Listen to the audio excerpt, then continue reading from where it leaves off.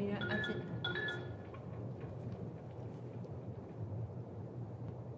Good morning. Welcome to our morning Bible study. We're in the Gospel of Matthew.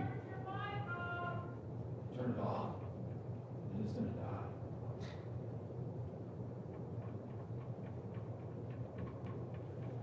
I'm afraid I left it on Wednesday. no, you didn't. I made sure you turned it Yeah, on. I turned it off. Must turn it on while before class. Reached down to turn it on, thinking I had it off. Well, good morning anyway. Welcome to the technical mumbo jumbo every morning.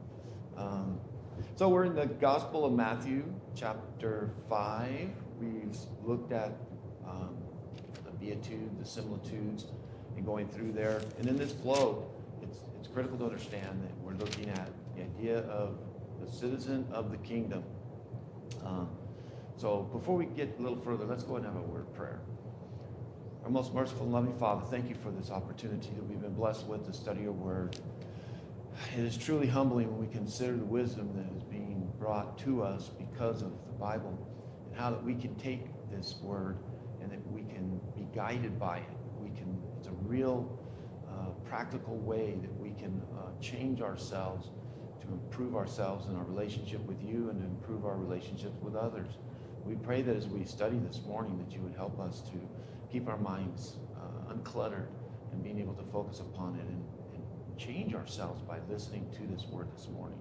We ask this in Jesus' name, amen. So, we talked about the beatitudes and the idea of their blessedness. There are things in which you have these conditions, you receive blessedness. And it's important to understand those as we start into the next section, because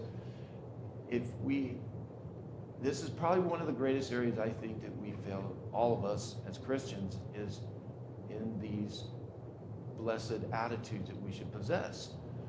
It's really hard for us to grasp all of these, some easier than others, maybe to you. But let's kind of review them real quick, because it's important to understand those when we look at the topic we're going to focus on, light and salt.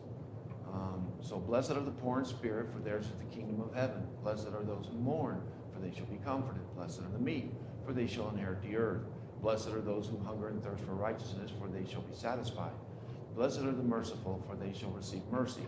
Blessed are the pure in heart, for they shall see God. Blessed are the peacemakers, for they shall be called sons of God. Blessed are those who are persecuted for righteousness' sake, for theirs is the kingdom of heaven. Blessed are you when others revile and persecute you and utter all kinds of evil against you falsely on my account. Rejoice and be glad, for your reward is great in heaven, for so they persecuted the prophets who were before you. So quickly, the poor is not monetarily. These are all spiritual attributes that we must possess. Poor is understanding our brokenness of our sin. Mourn is the consciousness, awareness of our sinfulness. The meek is humility in relationship to our poor, and our mournful attitude causes us to be humble. And then the hunger and thirst is something that we desire strongly in order to seek after the kingdom and seek toward being right with God, seeking righteousness. And that's what he's saying. We hunger to be right with God and thirst for it, just like we talked about our body desiring hunger and thirst. Merciful, and the idea, literally just like it says, that's not a confusing one, but is being able to be merciful because we want mercy, but we seem to struggle. I think this is where we start to also see it hard for us to apply it every day when it comes to personal insults and things that we see offensive that come at us. Pure in heart, there's no beguilement, there's no second, you're honest with your desire. You're pure. You're not looking at evil things. Whenever somebody is pure of heart, that you encounter them and develop a friendship with them, you can tell that they're honest. They're straightforward with you. They're not seeking their own self-reward or anything. Peacemakers are peacemakers, not with mankind first and foremost, but it's a spiritual peace making of bringing the gospel to those who are basically at war because of sin with God. And so we're bringing them peace. And also, there is an aspect that we should be peaceful with all men as as much as it can be possible. And then understand that when we are persecuted for being right with God, that we receive a blessedness. There is something blessed about the fact that we're serving him and that we will suffer. And he says their kingdom, theirs is the kingdom of heaven. It starts out with the kingdom of heaven. It ends with this thought of the kingdom of heaven. Remember, John the Baptist said the kingdom of heaven is at hand. Jesus as well said that he must go and teach, and he also taught the kingdom of heaven. So now we're looking at the idea that he's talking about you need to have these attitudes and these characteristic traits to be a part of this kingdom. It's coming quickly, it's at hand. So with that in mind, then we come into the result. So if you have these and you are a citizen of the kingdom, then this next section is important because this is the effect it should have. So let's look at the first one. And that's the idea of you are salt. And so he says in verse 13, you are the salt of the earth. But if the salt has lost its taste, how shall its saltiness be restored? It is no longer good for anything except to be thrown out and trampled under people's feet. So when we look at this, one of the things is saying, what is salt? Understanding salt. You know, there's some of this is a condition, cultural. Oh yeah, and without salt, I mean, the salt isn't superficial. It's not surface. It permeates. It permeates like when you do put salt on meat. It permeates through the meat, and it also spiritually there's loyalty, durability, value, and purification. Salt can be a purification. So purifies, preserves, provides flavor, Value, durability, value, and a durability. to last to the end, Yeah. for eternity. One of the things that I saw is when you look at preserving meat and the process, you know, if you've ever watched an old Western movie and the meat, they have hardtack, which is horrible stuff that a lot of cowboys would keep, was just a concentration of, I can't remember what it was, but it was basically carbohydrate. But then the jerky they would keep. But then you would look at like Little House on the Prairie, if anybody ever watched that, or any other show, you had a cellar, an area that was cooler, but they kept meat. And I remember growing up thinking, how did you ever live without refrigerators? How could you maintain? Because we don't salt our meat unless we're going to cook and eat it. But salt was imperative. I mean, you were not going to have meat unless you killed it and ate it right there. You're not going to have meat very long. And you can't, it's not reasonable to go out and shoot your food every meal. So you would get these large animals and you would wonder about how would they be able to preserve it.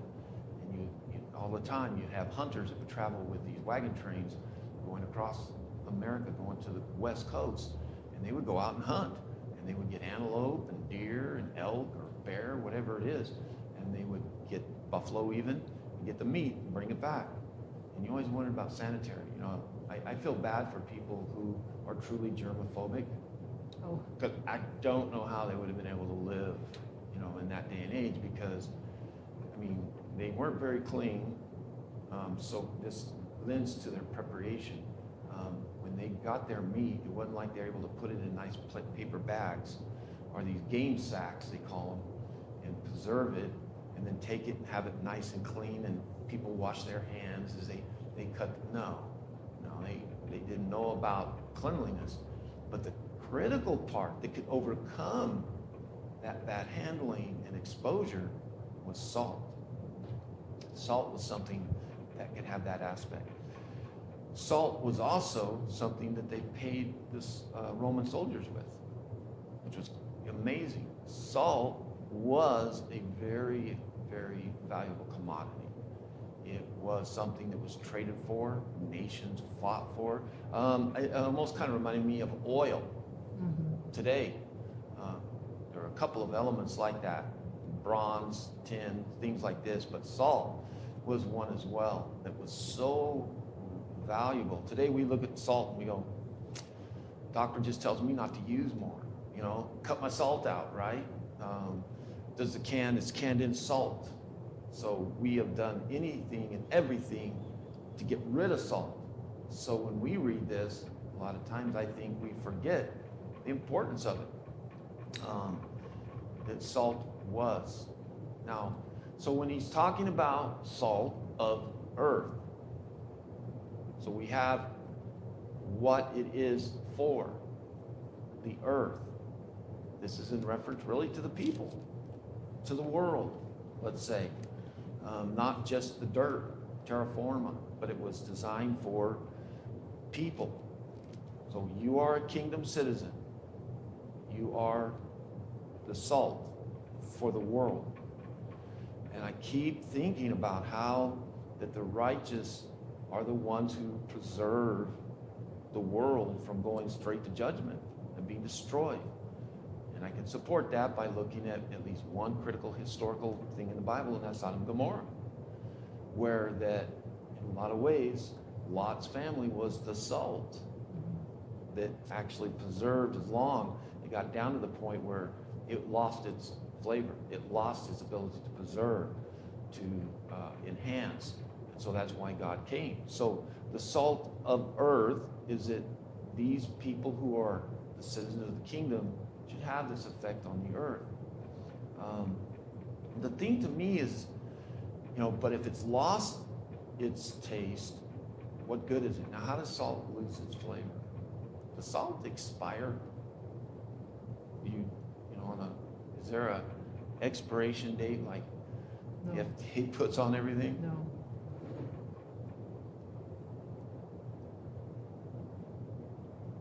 Kind of a tough one, isn't it? Because you think about salt. I mean, that's one of the things. It's kind of ironic because salt, we just described as preserving. So it can't preserve itself. No, It breaks but down. I'm thinking that the more salt you have, it's just like someone being baptized. Man, they're on fire, and they're just all excited. And their salt is, you couldn't penetrate it, and they're just going telling the whole world they're on fire. And then all of a sudden you put less salt, less salt, less salt, less salt, and you just only have sprinkles instead of having that gung-ho fire for the Lord. It's just a few sprinkles to where you don't even come worship, you don't come study, you don't want to be around other brethren. You want to start going off and doing your own thing. So that's how you can lose your salt to the world. It's because now others are seeing, oh man, I knew where they were every Sunday and every Wednesday, and then I know that they studied scripture throughout the week, and now I just see them. Oh, I went and asked them, I've seen you outside more. Or where are you going? Oh, I'm going to the bars now. I mean, you've lost your ability to win over the world. And because it preserves us. I think that what you're describing is the preserving salt for us individually as Christians, that we lose it. And then exactly what you just described. You're worth your weight in what? You're worth your weight in salt. It shows you, people used to have these sayings. But in order for salt to truly lose its, I'm talking about real salt, it has to change chemically. It has to be altered. Which is a chemical process, and anytime you change one element to another, then it requires energy to do so. It is very hard. In other words, you can change its state from a solid liquid to gas. You can change that, but to change salt from salt and make it something else, it does take energy to do so. So it's something that's difficult to take salt. Salt doesn't spoil. I've never seen a salt shaker, when you shake it, go, oh man, that stuff's spoiled. No, it doesn't spoil, but it does take an effort. That's what I want to bring out, is that it takes an effort to cause salt to lose its ability. You can dissolve it. You can dissolve it, you can water it down, and that was the other method of meat, was brine, which is salt water. You can preserve meat in salt water, but then you got to keep it in the brine. The other thing about the preserving that I thought was fascinating is it's like so small amount of salt when you think about the amount of meat. So you take salt, it's like less than 20% of rub that you put on meat on the outside of it, and you turn it, you make cuts, I guess. You can prep it by cutting, and then you take the salt and you just rub the salt over it. But the amount of salt is what I found was interesting, is that it's not like in a ton of salt. You don't store it in salt. You rub the outside of it, and then you hang the meat in a cool area. 60 degrees, I think it said. You can hang it outside, but as long as it stayed cool. So it doesn't require a lot of salt in order to have this effect. Now that to me is important, because when I started thinking about the number of people that proclaim themselves to be Christians in America, and there's like I think there's 310 million. I actually Googled that this morning, if it's correct, was 310 million Americans. And I saw from Barna survey and a couple of other places, depending on how you look at it. But if you drill it down to people who are like active Christians, it's sad, because apparently there's like nearly 69% of Americans claim to be Christians. I'm like, where are they? Where are they? I mean, if that's truly if that's true, then man, we are lost our salt. It is not there. That blew my mind when I saw that. Now that's just a survey. If you ask somebody, do you believe in God? They'll probably say, yeah, I believe in God, but they're ungodly, they're horrible, they're murderers, I believe in God. And then you have people who say, well, I'm a Christian. Yeah, I'm a Christian. But they never go to church. They're just as bad as everyone else, but it's a title. So when I hear that, I don't believe it's legitimate. But Barna, when you drill down that information in their surveys, you can see it's around 20%. 20% of people who are going to church and claiming to be faithful Christians and trying. So 20%, just 20% of 310 million. To me, that's enough salt, right? If you were to say that was 20% salt to 310 million, and it doesn't take as much salt to have the effect of preserving and protecting, enhancing, all the things that it can do, what has happened to the 20% in America? Where did they go? What's going on? That we in this nation today are in the moral bankrupt state that we are. And everything that is so upside down, calling things evil good and good evil, light for dark, dark for light, as Isaiah says. I mean, why couldn't the 20% have a greater influence? Because it used to. Whether you believe in whatever somebody professed it and the way they worship or whatever, but Christian, this nation, whether the agnostics or I don't care who you are, atheists, this nation was built around the founding thoughts of God's values and the existence of a God. Read the Constitution. If you read Abraham Lincoln's inaugural speeches, you would have thought it was a sermon. When I read it in Washington, D.C., in the Lincoln Memorial, the only thought I could have was, when are they going to chisel this thing down? Yeah. Because it was so God-Christian focused on what he said. I'm serious. You need to look up those. That's what we used to be. A nation led by people that were focused on the principles of godliness. And that, even then, there were still a lot of people who weren't Christians, that were accepted in America. America has never been 100% Christians. We've had difference. And also, this survey showed in Barna the idea that 40 years ago, Muslims weren't even measurable. They were an asterisk.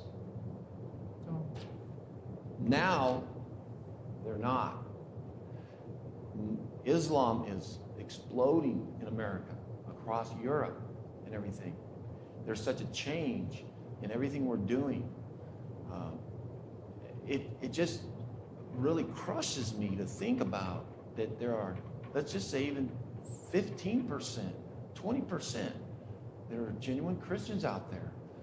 What has happened to our salt? I just don't understand it. And so if that's true, then guess what? We're no longer good for anything except for what? Thrown out on the road. You're just walking underneath to get some grit. You know, you can clean with salt. It's gritty. Salt's a cleaner too. And even that, he says, just toss it out. So it really bothers me. Paul says in Colossians 4:6, he says, let your speech always be gracious, seasoned with salt. Now that sounds great, you know, and it's really sad. I really don't even want to say it, but man, I'll tell you what, I know a lot of people that are claimed to be Christians that their talk was not seasoned with salt. It did more damage than it did preserving, enhancing, and all the other qualities. So I think that's where we're seeing it. So then you have to back up and say, well, okay, if a Christian's speech isn't seasoned with salt, then what broke down in their attitude? See? It's from their heart. The beatitudes. You can go back to that. Are they merciful? Because sometimes if you're very unkind and rude, are you being kind? Are you being merciful? Are you being, you know, so that's what I mean about the idea if we are truly salt, then our attitudes will be such as what he described in the beatitudes. And that's where we break. And that's where we've lost this idea of the effectiveness of Christians in our country, because we are not mournful. You know, if you go through that list again, I mean, you know, we're not merciful even as Christians. We're not pure in heart because we've been polluted by covetousness of the world. We're not meek. We don't hunger and thirst. You know, all those things are things that if they're lacking or broke, destroy our salt. And that's what I think is happening. It happens in local churches. Because if you look at the 20% that are going to church out of 310 million, then you know what's happening in local congregations. That they're not having that salt. And if they're not having that salt outside in the world, what effect are they having inside? And that's where you say sometimes, you know, well, if somebody really going to be welcome, they come and visit with you, you know, when they consider it. That was one of the other things that I saw in Barna's survey, was this idea of a conversation with somebody who is a non-Christian. That it is very difficult for people to listen to a Christian, because the number one reason that they don't like to talk to a Christian, and this is your friends, this is not strangers. We're talking about associates or acquaintances that you may come into contact with, that they know you're a Christian, and then you somehow, the opportunity opens up to speak to them about Christ.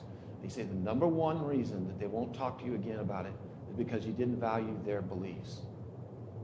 They didn't feel like you listened, in other words. And if you go through and look at those reasons, they all end with, the last one is, not likely to ever want to discuss it with that person again. And so I come back again and go, wow, that salt just right off, didn't it? So how did that happen? Well, it happened because of the way that we approached it. Somehow our own salt, our own attitudes wasn't humble enough, meek enough. Was it, you know, with God and our humility in presenting it? Are we more combative in trying to prove our faith, our reason for being a Christian? But it just made me think about the dangers of us. If we're preserving, people should want to come back and talk to us again. But surveys are showing, and these are Barna surveys, they don't. Now, don't get me wrong. There's some meat that can't be saved. There's just some stuff that no matter what you do, but that's the exception, because God says we are the salt. We are the preservative. And so we should be very aware of our own worth of our salt. And if we're struggling, come back to the kingdom attitudes, characteristic traits, our spirit, our meekness, our hunger and thirsting for righteousness, all these other things will probably reflect on our ability to be effective with our salt. The second one is you are the light. Now again, these are very clear metaphors, aren't they? Salt, okay, culturally, like I said, we're not using it the same. If you would have said you are salt in 1800, in the 1700s, people would have had a completely different grasp. They probably would have grabbed it easier. But light, we get that. I mean, now, maybe not, because you know what? We have light 24 hours a day. I can turn on a light switch and I'm always in the light. And so we don't have as much darkness in our lives anymore. But the power of this idea is in, if we're preserving, you know, he could have said it, you are the light and then you're the salt. Mm-hmm. But I think there's a logical connection that a part of our effective salt that we're having on the world, that's what he said, the earth, the world, then it becomes a light because people see that. That's why I like the image of kind of like a lighthouse, how, or a bright light in the middle of the night, how much it stands out. And it just blares. When I'm out mountain biking or I'm out in the desert at night and turn off all my lights, any little light triggers you, doesn't it? Like a reflection. When I'm out four-wheeling or something and I see a reflection out in the dirt, I know it doesn't belong there and it gets my attention. It draws my eye towards it. And that's what we should have. He says, you are the light of the world. A city set on a hill cannot be hidden. Nor do people light a lamp and put it under a basket, but on a stand. And it gives light to all those in the house. I've always thought in Genesis when it said, you know, God created the world and he called the light day and he called the darkness, he called night. But the light, he didn't say God created the sun. And everything was a light. The stars were a light. The sun was a light. So that's how I equate that. There's a bright light and then there's a dimmer light at night with the constellation. So. Well, you know, that's interesting because if you think about it, we all started in darkness, didn't we? The things in which God created that are beautiful are light. Everything before creation was black. Black. Void. Yeah, literally. Yes. It was black. By God creating light, he was able to set apart and define dark. Because darkness was the standard. Nobody knew. Just imagine, play with me here. Before creation, you say, well, it's just dark. And all of a sudden you'd have light. You go, whoa. Now you can tell the difference in the condition. So there is so many wonderful things. And light is created.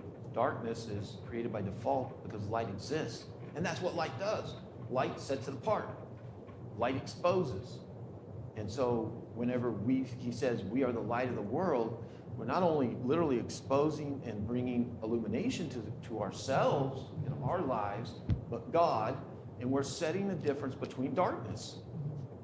Our light should be showing the difference between light and dark. And I think most people would say they'd rather have the lights on than off. I mean, I don't know too many people that like to walk into a dark room and say, leave the light off, unless they got a migraine. But, but people want light. You can't function, can you? You can't function in pure black. Now, blind people do, but they have completely had to adapt, which led me to believe as well how many people have learned to function in darkness. Right? Yeah. Sin.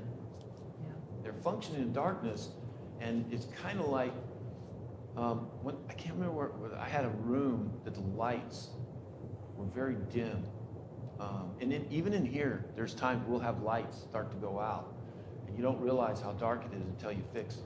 And then when you get the lights on, you're totally on. You're like, wow, what a difference! But So you can function in low light things, but the light exposure is to help us function better, to be able to see all the beautiful things that are around us. Now, I like to kind of word it this way. God is saying, you are the light to the world. You notice we're salt of the world, we're light to the world. We preserve the world, we enlighten the world. We bring godliness to the world. And he wants us to be a city that's up on a hill that you can't hide. The light takes away the darkness. And that's what Christians should do. And we do permeate and illuminate also. So we do take away the darkness. Yeah, and you don't build a city on the top of a hill so that nobody can find you. You know, man, we shouldn't have built up on this ridge here because now everybody sees us when they go by. Yeah, yeah, that's the whole purpose, isn't it? So that you can be viewed and people can marvel at your gorgeousness and stuff. And so he wants us to be that hill. Ronald Reagan used this. Remember that? We are. He uses this in one of his speeches, that we are this city on a hill. Wow.